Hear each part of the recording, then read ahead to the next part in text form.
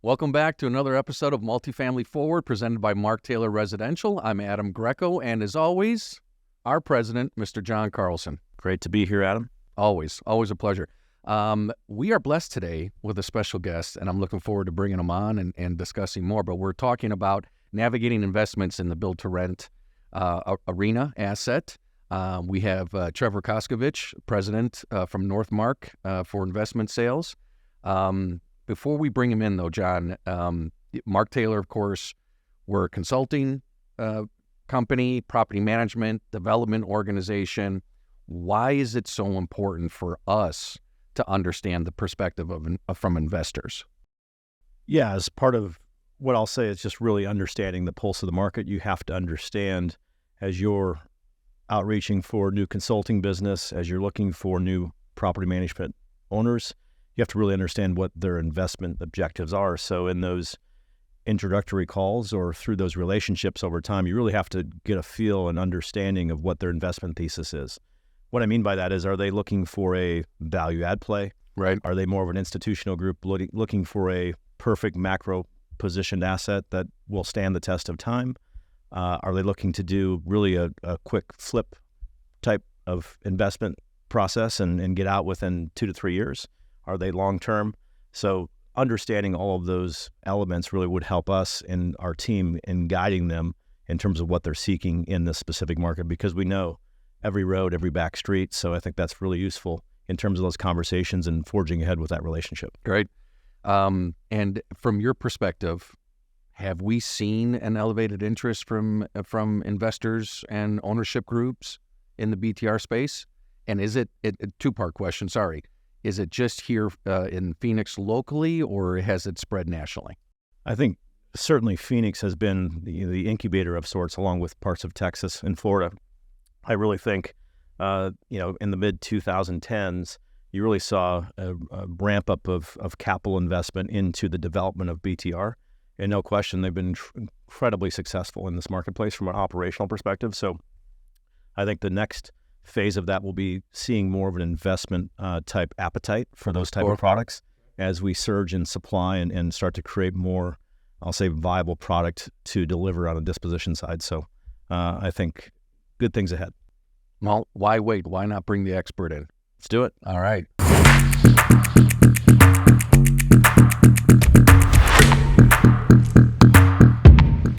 Well, without further ado, we have the man, the myth, the legend, Mr. Trevor Koskovich, the president from Northmarq for investment sales. Trevor, how are you? Well, thank you guys for having me here. I don't know that I live up to that type of billing, but I'm honored to be mentioned in such a capacity. So thanks for having me, and excited to be a part of this. Lucky to have you. Yeah. So before we dive in on your expertise, we're going to pepper you with some questions so our viewership can learn a little bit about you. I'm ready to go. So I did a little research prior. Oh wow. So hopefully you didn't dig too far. No, shallow. Yeah, no, it was all good. It's all good. I promise. Exactly. Everything is okay to say online. Great.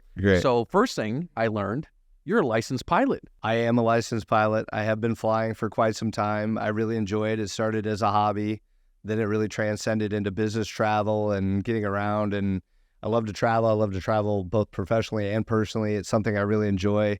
And I've been doing it for a long time now, and just really enjoy the whole process, the decision making, the thought that goes into it, the planning, all the technical aspects of being a pilot are what I really enjoy, and it's something I still enjoy doing today. Well, if you ever need a passenger, I'm happy to ride with you anytime. Plenty of room. All right, You're always good, welcome. good. That's for sure. Another fact that I saw is that you are the CoStar power broker since 2012. I don't know where they get those things, but sure, I guess so. I mean, we've been very active in this market for a really long time, and I think with what comes with that are a lot of accolades along the way, and that's great. We've been very active in the multifamily space here in Phoenix for 15 plus years. We have a great team, been very active, and the best part about that is really developing a business that that works for our clients and has an opportunity to learn so much along the way. So yeah, we're really proud of that. Well, let's hit you with a couple questions here. So the first one, do you have a motto that you live by? I wouldn't say I necessarily have some kind of motto that I live by per se, but one of the things that my parents taught me at a very, very early age was if you're going to do something, do it right, right? Like, don't get in there and kind of half-ass it, so to speak. I mean, I don't know if that's even appropriate on a podcast. Absolutely, like this, it but, is. at the end of the day, my parents were like, look, if you're going to do something, do it right, right? Everything you want to do it with intent, with purpose, with thought behind it. And that's going to really be impactful in life, right? So never get in there and kind of second guess something, either all in or just don't do it at all. But there's no really in between in life. And that comes down to like, being at the grocery store and taking your shopping cart back to the front of the grocery store. Like, you don't leave it in the Something parking simple, lot. right? Yeah. It's every time I think about anything I'm doing, I'm like, am I doing this the right way? And that's something that has always kind of carried on with me, not just like in business, but professionally. And it really kind of goes through with everything. You talk about me being a pilot. It was like, we're going all in, right? I'm not going to just kind of get halfway through this and hope it works out. It was, we're going to do this and we're going to learn how to do it. We're going to be really good at it, right? And you're going to do your best every single time you do something. And I would say that motto, that effort, that energy that goes into my business, my professional life, my personal life, those things, it's just transcends every part of that. And so if there is a motto, it's just do it right. Be all in, be committed, no kind of half-assing it, so to speak. Yeah.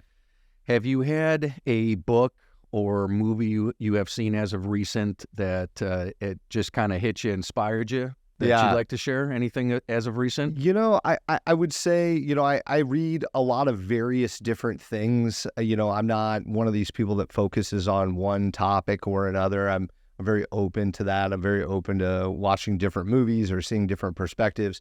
I love a good documentary, or if somebody recommends something, I'm always interested. I don't want to waste my time, so I'm hoping it's something that I get something out of from a meaning perspective.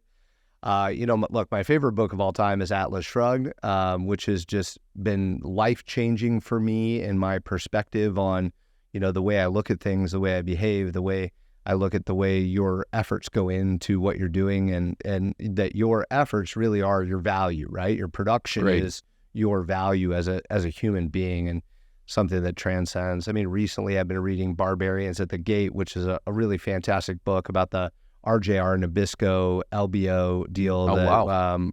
It's interesting to learn their perspective. And this was big time LBO, leveraged buyout business in the 80s, and how that deal came together. I love a good story about some, kind of how something comes together and why it works out. And you learn about all these personalities and things that go into it, and, learning from those things. I mean, that's been a really interesting read here recently that I've enjoyed, and something I'm about halfway through and really looking forward to getting through the back half of the book. So, Good. Well, I hope with this last question, I hope I didn't give something away that you were planning on sharing already. But for our viewers, is there something that you'd like to share that maybe no one knows about you that they didn't expect from you? Yeah, I don't know that I have anything magical and unique. I mean, most of the time I do tell people I am a pilot. I think a lot of people don't know that about me. I think that's something that's a little bit more unique about me than maybe some other folks, as I've spent a lot of time on that. I do travel quite a bit. We have a running joke in our house about how many states we've been to. I've been to 47 of 50 states in America. Oh, that's great. I've traveled the world. Used to do a lot of high altitude hiking or high elevation hiking. I've traveled the world to do that. That obviously after kids and life and you get busy, it's been a little bit harder to do that. But I've enjoyed my ice picking my way up some pretty precarious stuff over the years. But I think for the most part, I'm just kind of a regular guy that's working hard and enjoying life. Regular ice picks. We need to know what the remaining 3 states are, don't we? Well, I'm down. Believe it or not, I'm down to Alaska, Ohio, and Kentucky. But Kentucky. Yeah, I don't know how it hasn't happened. As a guy who grew up in the Midwest, I don't know how I missed those, but my remaining 3 states. So we'll see. Maybe, hopefully I'll make it there. Just got to go to a Reds game. You fly into Kentucky or the Kentucky Derby. That's high on my list. An outstanding sporting event I've never been to. I'm a big sporting event guy, Super Bowls and big events. I enjoy going to that kind of stuff, and the Kentucky Derby is so high on my list. So I love it. Yeah, I'd love it. Yeah. Well, good. Well, how about, gentlemen, you guys ready to dive in? Of course. Let's do this. Let's do this. So, Trevor, historically, investors have been more inclined to the normal or general product type, garden style, mid-rise, high-rise. What has changed, and what is making BTR so attractive to investors? The whole aspect or thought process, like let's say the business ethos behind buying and owning build to rent, really started coming out of the GFC, right? I mean, coming out of the great financial crisis, we saw so many homes that went into foreclosure. You're talking about a market like Phoenix that had over 100,000 single family homes and what we refer to as shadow inventory, right? So this was inventory that was possibly in the rental pool owned by investors. And we started to review that and understand that as part of the total residential rental housing count in town. And so what happened, as you can imagine, as everybody has seen, you've seen huge Wall Street funds that have moved into that space, and they started aggregating these houses in a multitude of different ways. And I think that really started to become the birthplace or the thought process behind, hey, we can invest in this in large scale. Now, there really are three types of build to rent, right? Single family, purpose built, or non-contiguous, disparate sites that are, individual homes, townhomes, and then, what we refer to as cottage or single story apartments. Sure. The build to rent space, in the cottage component, which is what we've seen the largest proliferation in here in Phoenix, really is more of a continuation of what we see in a garden style apartment, right? So it's going to act and feel and look the same as other garden projects. It's just you don't have anyone living above you or below you. You maybe have one shared wall or no shared walls. And that really started going because there was money behind it. There was a lot of development dollars that got into it. Obviously, we saw Next Metro, who was clearly, an adaptation of what was going on in Tucson for many, many years. I mean, they were building stuff down there a long time ago.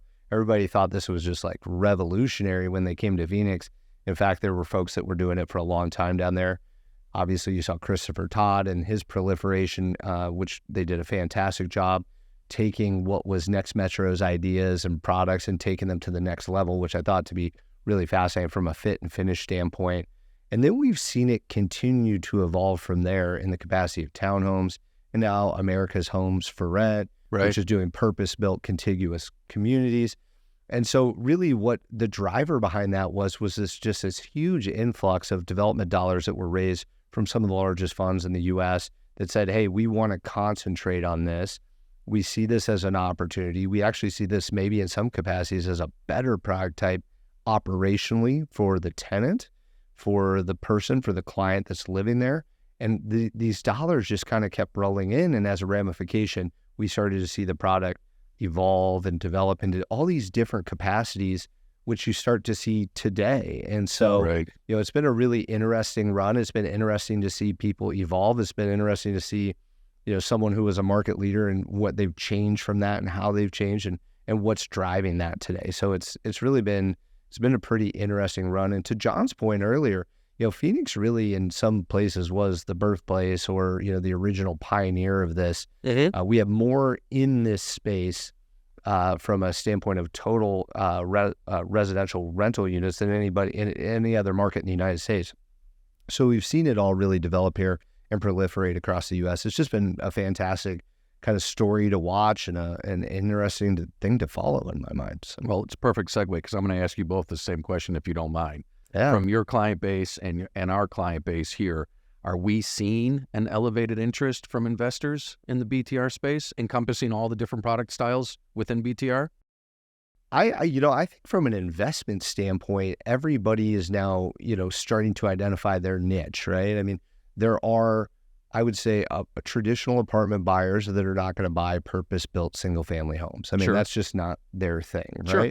Just like you see the Invitation Homes or the Progress Residential, they're not going to buy the bungalow style or single-story apartments. They're not going to move downstream, right? The townhomes kind of fit both sides of the paradigm to some degree. But the demand I think is still fantastic today, as I think people are starting to see the operational benefits that are associated with it. Well, what are your thoughts on it? Well, I mean, I think it goes back to what the renters are choosing to do, right? So it's almost like voting with your wallets. We have an influx of people coming from California, the Northwest, Chicago, New York, et cetera. I think for I'll use Christopher Todd's phrase, new way to live. Right.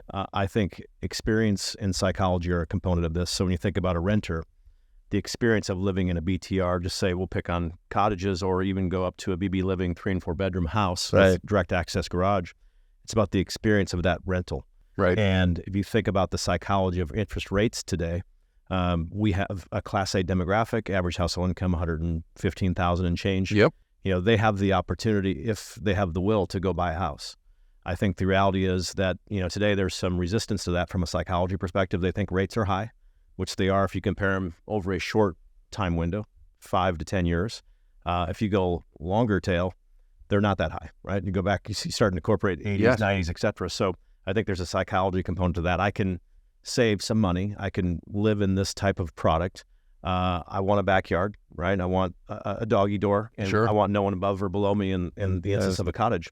So, those things matter. And I think investment dollars will start to follow those renters. So as we start to surge in supply here, as we are in Phoenix Metro, I think we're going to see a delineation effect of, those that want to be in those type of spaces will be there.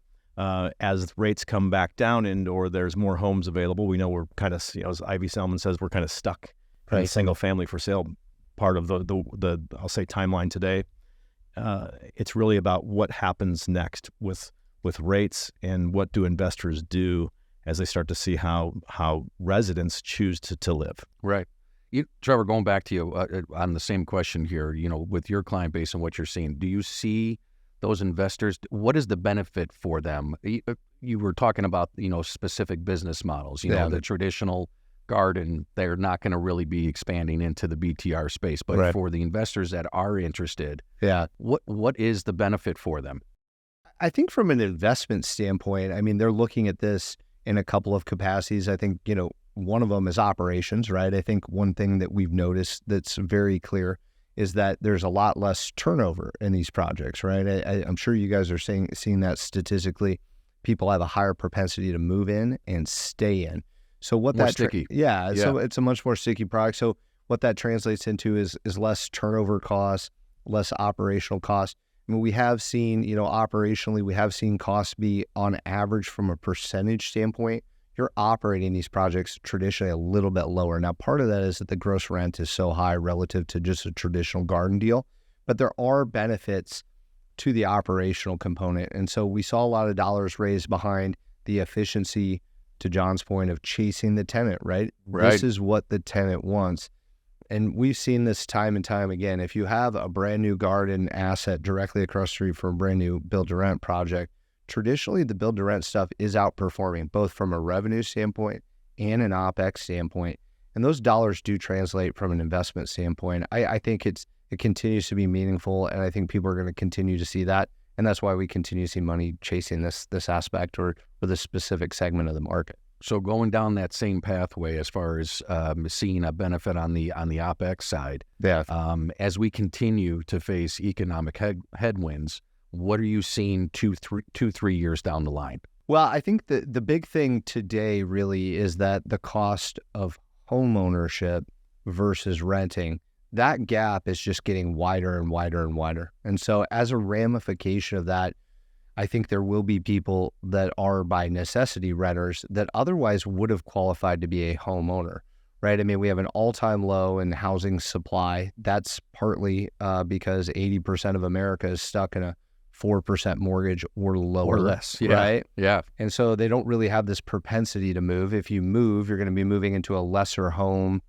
with higher costs. So you're not going to see new inventory really hitting the market in any meaningful way except for the home builders. And the home builders continue to develop on the outer fringes of town, and that's not going to be a fit for everybody.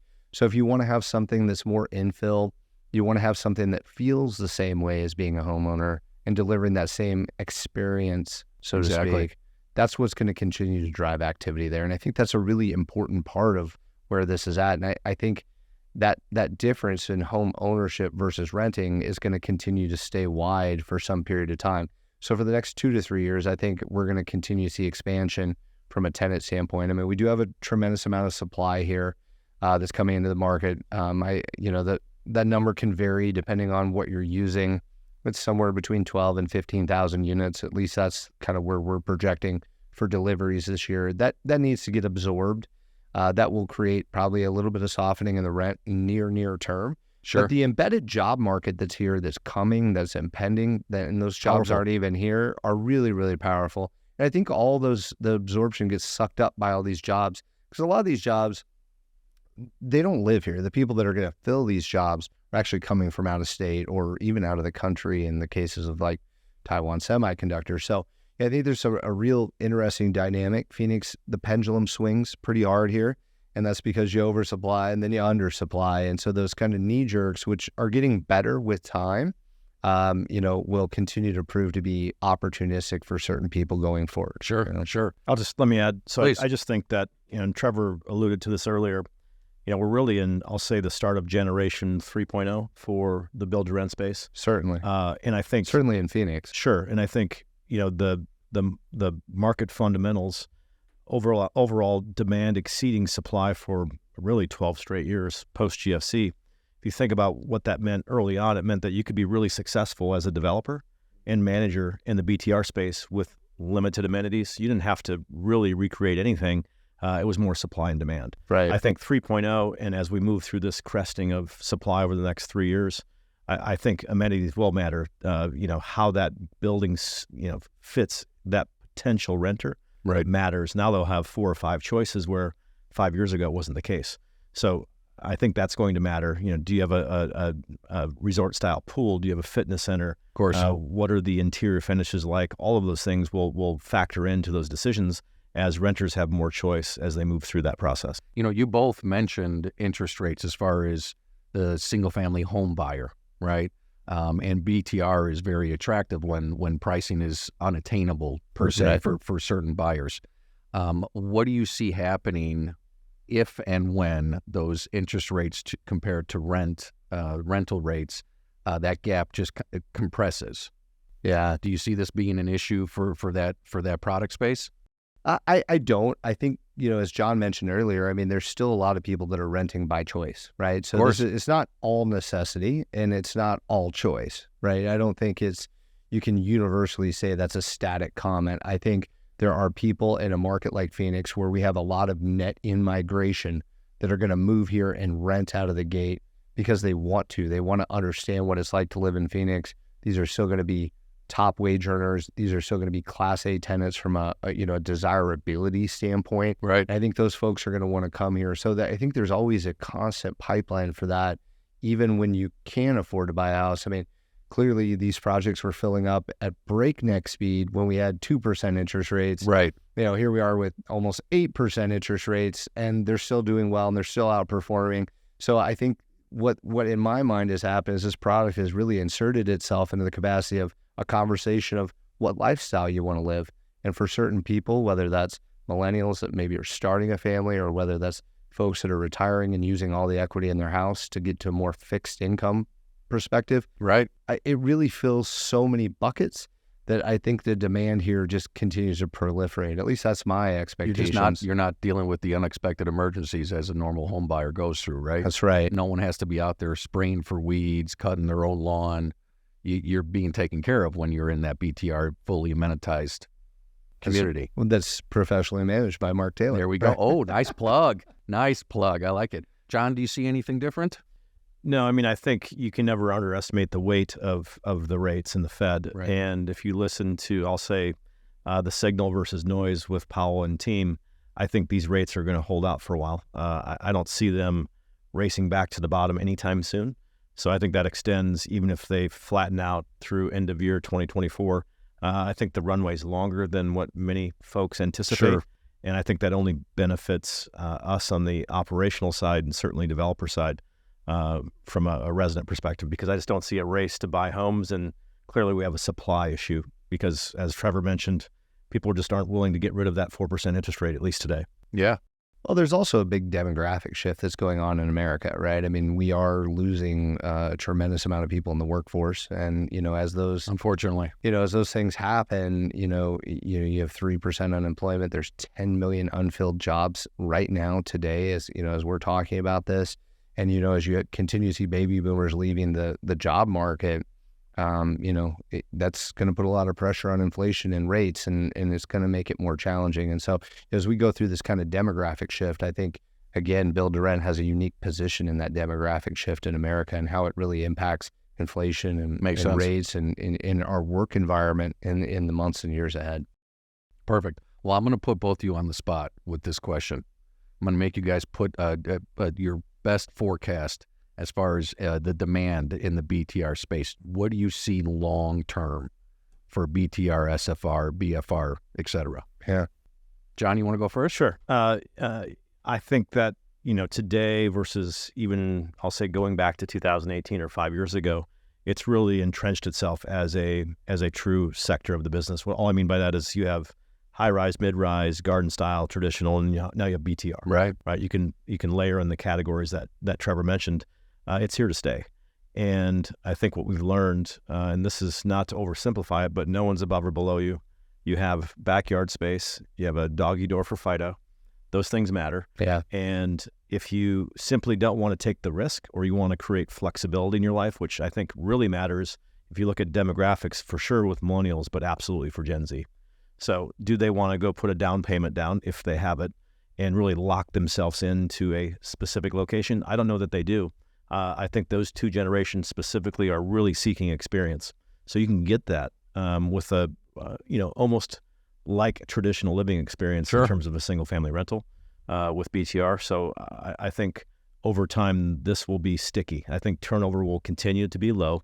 Now that could shift slightly if, just say, rates plummet in 2026, just arbitrary guess. You never know what the Fed's going to do. So let's just say rates get back to 2%. There could be some exodus at that time, but again, they're looking for locations and experience. And as Trevor mentioned, the home builders today really can't afford to build in those experience areas or pockets. Right. You have to go fringe, and they'll grow over time. But I think that will be a mitigating factor for that exodus. Great. Yeah. I mean, perspective-wise, to just explain how much runway is left here, Phoenix is the largest build-to-rent market in the United States from the capacity of percentage of total residential rental units. And that's still less than 3% of our rental units in this market. Wow. And we're the largest. Wow. So you go to places like Dallas and Houston and parts of Florida, right, less than 2%. So in my mind, where does this go if it turns into 10%, 15%, 20%? If operationally it continues to be successful, if there are land opportunities to build this, and in places like Texas there are, I think this has such a huge runway ahead. And that's really just based on the success that's coming from this operationally. And that thus far, we're still really in like inning one of the baseball analogy here. I mean, we're talking about less than 3%, and we're the biggest market. Imagine if it just gets to 7%, 8%, something like that. So the development, the proliferation in this space is going to continue to be there. And I'm with John. I think rates are going to stay, moderately high or higher than they've been historically, at least over the last 10 years, for some period of time. And if that gap is there, and the demographics say, millennials and baby boomers want that flexibility, the demand is there, it all really lines up to be quite special and to be a really big part of what we're doing from a residential rental housing perspective. And so I think it's going to continue to expand, and I think we're really, really in the beginning phases of this, candidly. Great insight. I appreciate it from both of you. Trevor, we started a little bit of a tradition with all of our special guests. All right. Are you ready for this? Let's hear it. We ask, what are you most grateful for today? What am I most grateful for today? Put it on a tee for you. That's a pretty easy question. Yeah, of course. Well, there's a lot to be grateful for. I mean, obviously, I'm very thankful and grateful for my family and my health. It's like you meet a lot of people that are struggling with things and various things, either at home or from a personal health standpoint. I'm happy to be on the right side of the ground. I'm happy to go home every day to a family that supports me and that I really enjoy their time together. And so, I would say if I have a tremendous amount of gratitude is behind that today. That's for sure. I mean, it's nice to know that even when the market's suffer, you got a lot going on, that when you get home, there's somebody there and you're not worried about being sick. You're not worried about, your health holding you back from being able to do something. And so for that, I'm grateful. I love it. Yeah, I love it. John, what do you have for today? I have 1,000 things to say. I'll say I'm grateful for Trevor coming in. I know you have a busy schedule. I know transaction market volume is dipped. Market's slow, but we're working hard, but sometimes it makes not them more achieving busy. We couldn't do this in anything. 2021. That's right. When you're working 24 hours a day. This is true. So I'm grateful for carving out some time for us. Well, thank you, John. Much appreciated. It means a lot. Secondly, I also appreciate your level of expertise, especially broadening out my horizon across the country, if you will. So not to get too micro in Phoenix and Nevada and Las Vegas, but really making sure that I'm, looking around the corner from a national perspective. So you give me a lot of insight. Lastly, I think I'll just touch on one thing. I'll do three. You mentioned, your family lifts you up, and I constantly seek out more than ever people that want John to be successful, John's family, John's friends, Right. Including Mark Taylor and our pathway. So I know you've always, if I call you, you're there to help me, and I would always do the same for you. So I think, looking for those folks, those partnerships, those relationships that lift everybody up, that's important to me. Were you reading my mind? I had this all ready to provide my answer, and I was going to say two things. Well, let's hear it. One is every episode that we have recorded it and completed, I am learning something new every single time, and I'm just making sure that I consume every single bit of what is being shared with me. So very, very grateful for that. The second thing is that I'm lucky enough to surround myself with friends and colleagues that, just like you said, have my best interests in mind, and they're always making sure that I'm doing okay, and I want to be the same back to them. So you stole that one. Even when we pick on you. Yeah, but that's fun. That's fun. It's all good love, right? Yeah, if you didn't pick on me, then I'm going to be nervous. That's right. Yeah. If you're not picking on me, you don't like me, right? I mean, that's how the exactly. saying goes. You're invested in the process. And you're right. I mean, it is important, to show up on a professional level and have a tremendous amount of respect and admiration for the people that you're working with, because that's what makes it so fun. You spend so much of your day and so much of your life professionally driving towards goals and working together, and to do that with people you like it's a really critical part of it, I think. Well, again, as John said, we can't thank you enough for coming and joining us today. What a great topic for us to discuss, and I'm sure we're going to have more. So if you're willing to come back again, of course, if you guys are willing to have me, I made sure. It's quite an honor to be here. Yes, it's quite an honor to be here. And look, I thank you so much for including me and thinking so highly of the work that we're doing, both with Mark Taylor, with John, with everybody here, from a standpoint of what we're doing in Build to Rent. It's neat to be a part of it. It's neat to be a part of something that's somewhat pioneering in a market that doesn't have a lot of pioneering going on. So we're excited to be a part of it, and thanks for having me. It's really been an honor and a privilege. So. Thank you again, John. Thank you as always. Thank you. Great job. Here we got another one down in the books. Thank you for joining us for another episode, Multifamily Forward, presented by Mark Taylor Residential.